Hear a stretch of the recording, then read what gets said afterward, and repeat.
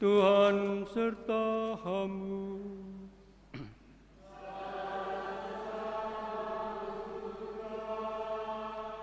Inilah Injil Yesus Kristus menurut Santo Matius.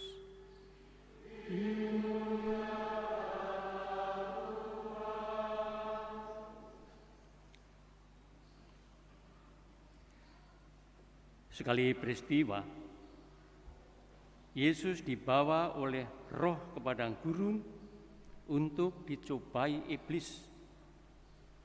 Setelah berpuasa 40 hari dan 40 malam, akhirnya Yesus pun lapar. Lalu datanglah si penggoda dan berkata kepadanya, "Jika engkau putra Allah, perintahkanlah supaya batu-batu ini menjadi batu." Tetapi Yesus menjawab, "Ada tertulis, manusia hidup bukan dari roti saja, tetapi dari setiap firman yang keluar dari mulut Allah." Kemudian iblis membawa Yesus ke kota suci dan menempatkan dia di puncak bait Allah. Lalu iblis berkata kepadanya, "Jika engkau putra Allah, jatuhkanlah dirimu ke bawah, sebab ada tertulis, mengenai engkau ia akan memerintahkan malaikat-malaikatnya, dan mereka akan menerima engkau di atas tangannya, supaya kakimu jangan terantuk pada batu." Yesus berkata kepadanya, "Ada tertulis, janganlah engkau mencobai Tuhan Allahmu." Setelah itu, iblis membawa Yesus ke atas gunung yang sangat tinggi dan memperlihatkan kepadanya semua kerajaan dunia dengan segala kemegahannya. Iblis berkata kepadanya, "Semua itu akan kuberikan kepadamu jika engkau sujud menyembah aku." Lalu berkatalah Yesus kepadanya, "Enyahlah iblis, sebab ada tertulis, engkau harus menyembah Tuhan Allahmu, dan hanya kepada Dia sajalah engkau harus berbakti." Sesudah itu iblis meninggalkan Yesus, dan lihatlah malaikat-malaikat datang melayani Dia. Berbahagialah orang yang mendengarkan sabda Tuhan dan tekun melaksanakannya.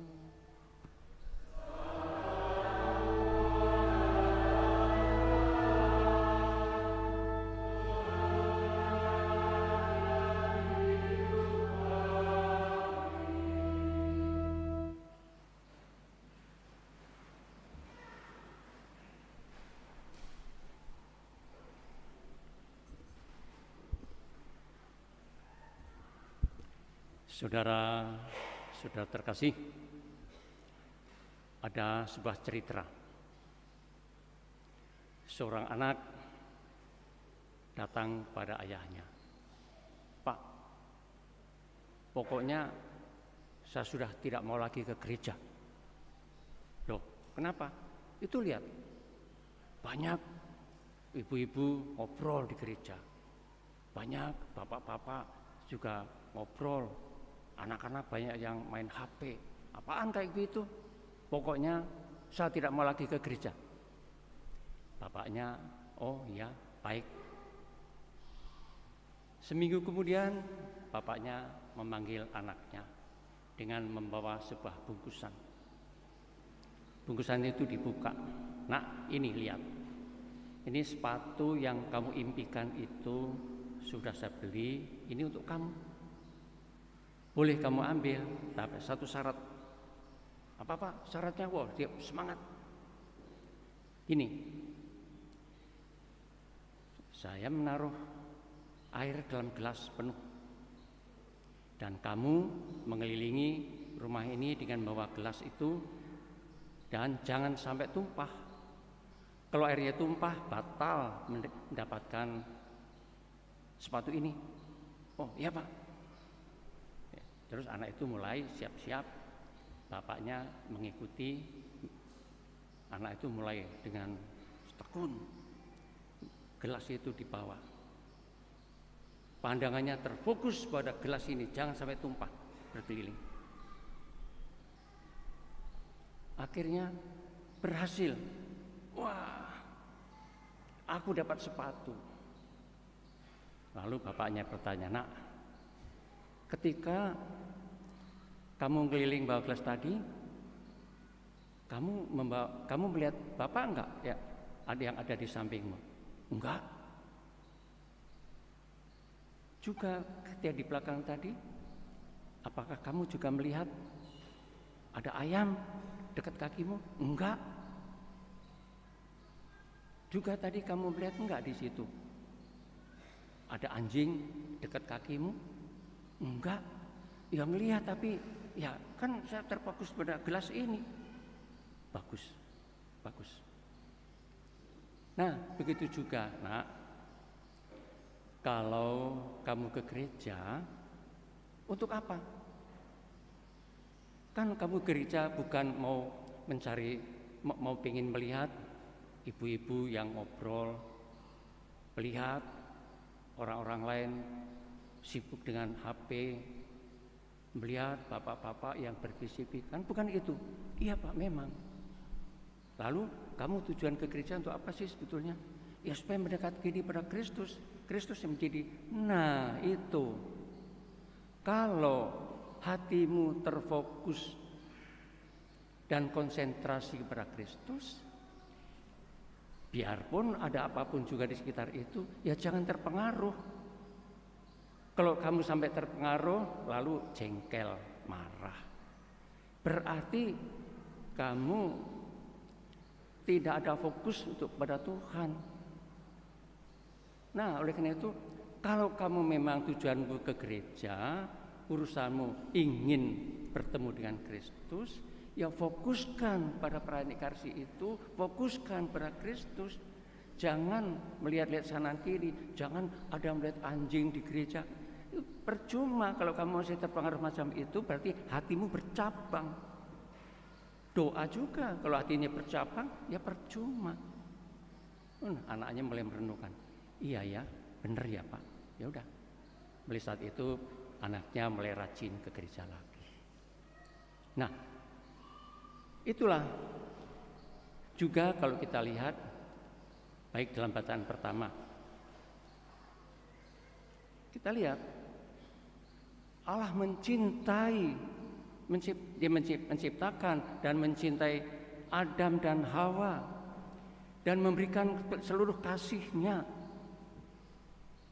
Dan berpesan di tengah itu ada pohon yang menghasilkan buah yang tidak boleh kamu petik, melihat pun jangan. Nah, oleh karena itu ya jangan melihat pohon itu, jangan melirik pohon itu, tapi arahkan hatimu kepada kasih Bapa, kepada kasih Allah. Nah, tapi yang ternyata Hawa tidak memperhatikan kasih Allah, tidak memperhatikan apa yang dikehendaki Allah. Dia malah melirik ke sana kemari, lalu melihat pohon, wah mulai tertarik. Nah, udah akhirnya jatuh dalam dosa. Nah, kita lihat Yesus sendiri. Yesus bisa membuat mukjizat, bisa macam-macam. Fokusnya datang ke dunia untuk mewartakan Allah, mewartakan penebusan, mewartakan keselamatan. Nah, ketika digodai oleh iblis, fokusnya ya bersatu dengan Bapa untuk menjalankan keselamatan. Tidak terganggu oleh iblis yang menggoda dengan menggunakan kitab suci yang macam-macam itu. Yesus sadar letak kekuatannya adalah bersatunya Allah dalam hidup. Nah, itulah masa Prapaskah ini kita diminta untuk mulai memfokuskan konsentrasi untuk mendekatkan Allah dalam hidup ini. Jadi jangan melihat urusan yang ada di sekitar kita yang aneh-aneh lalu kita terpengaruh. Jangan. Justru arahnya jadi ya berdoa supaya kalau ada sesuatu yang nggak benar, kita doa supaya yang nggak benar itu baik, diluruskan oleh Tuhan. Bukan terbawa oleh emosi, marah. Wah, kalau gitu mah enggak. Nah, jangan terpengaruh lalu marah, bahkan malah memutuskan tidak mau lagi ke gereja. Tidak, tapi harusnya semakin oh iya, sadar ke gereja itu kita untuk apa sih? Jelas aku ke gereja karena aku membutuhkan Tuhan. Fokuskan hati dan hidup ini kepada Tuhan supaya perayaan Ekaristi membawa manfaat dalam kehidupan ini. Juga kalau kita doa, ya dalam doa itu arahnya apa? Memfokuskan menghadap Tuhan, doa. Jangan pada saat doa malah kemana-mana, konsentrasinya buyar kemana-mana. Ya doanya ya bubar. Konsentrasi untuk menghadap Tuhan dan percaya Tuhan adalah sungguh sumber kehidupan. Tuhan itu sungguh sumber keselamatan. Nah, Tuhan, aku datang. Aku ingin mempersembahkan diri ke hadirat-Mu. Tolong Tuhan, sertai aku, kuatkan aku.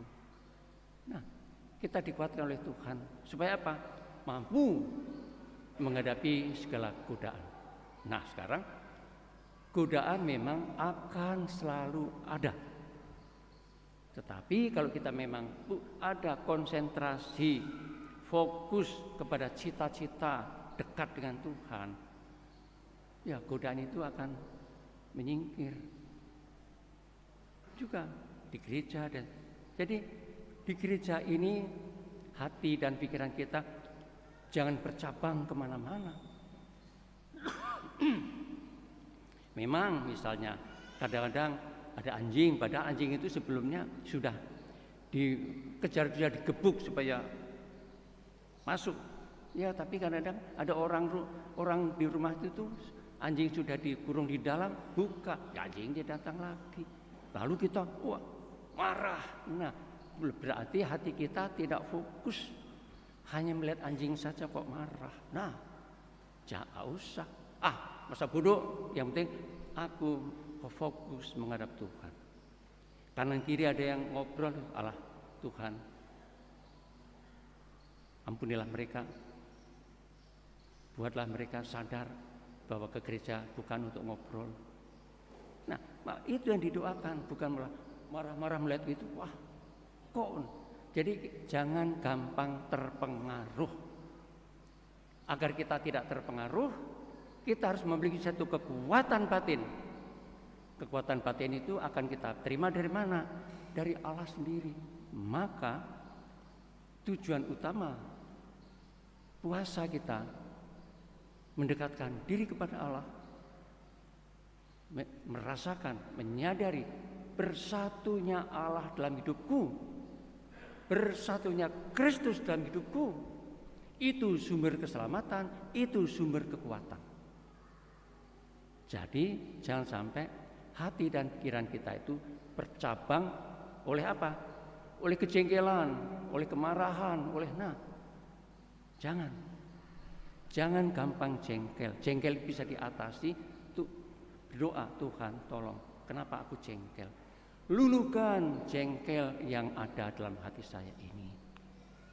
Nah, ini semoga puasa yang kita jalani semakin meluruskan hati dan hidup kita, menyadarkan Tuhan besertaku, Immanuel, Allah senantiasa hadir memberikan kekuatan kepada hati dan hidupku.